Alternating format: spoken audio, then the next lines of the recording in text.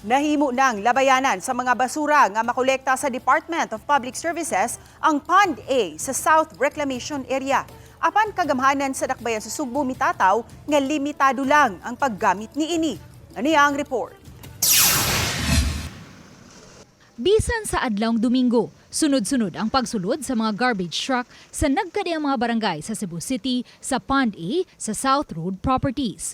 Kini aron maglabay sa ilang mga nahipos nga mga basura. May bulldozer usab nga nipatag sa mga basura. Pipila sa mga mulupyo haduol sa Pond A ni butyag nga may mga higayon-gayod nga moalisngaw ang baho sa basura ilabi na kun mangagi ang mga garbage trucks.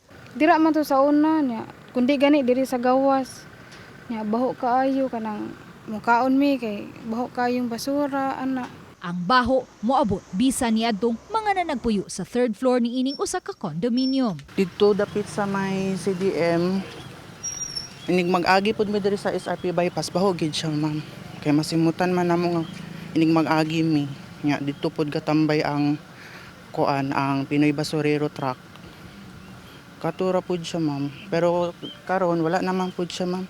Susama usab ang nasinati niining usa ka residente sa Mambali nga sagad tigsuruyan sa SRP. Naay mga times nga especially padung kag El Corso manimaho gyud ang basura. Pero so far dili man kay baho gyud dire. Pero naadji mga time nga manimaho mo alis nga ba. Even gabi kasi kay monori man gud mi gabi. So inigagi na baho gyud siya. Apan gitataw ni Mayor Nestor Archival nga nagsilbing transfer area lang ang Pond A alang sa mga segregated nga mga basura dihang gidid-an ang dakbayan nga makalabay og basura sa landfill sa lungsod sa Konsolasyon. Hinuon gitugutan na sa lungsod sa Aluginsan ang dakbayan sa Sugbo nga makalabay og basura sulod sa nakalabayng tulo ka adlaw. Nangayo og pagsabot si Mayor Nestor Archival. Iyang gipahibaw nga human sa duha ka semana mahapsay na ang sitwasyon sa mga basura human mitugot ang lungsod sa Aluginsan nga mulabay og basura sa ilang landfill.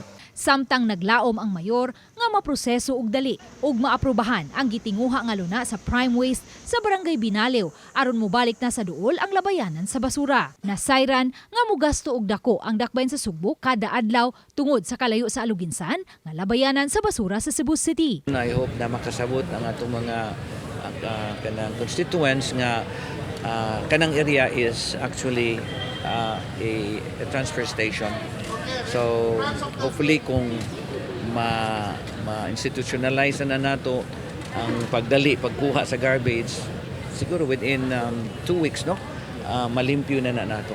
Uban ni Godfrey Relien o Cleofer Lumayag, Luan Merondina, Balitang Bisda.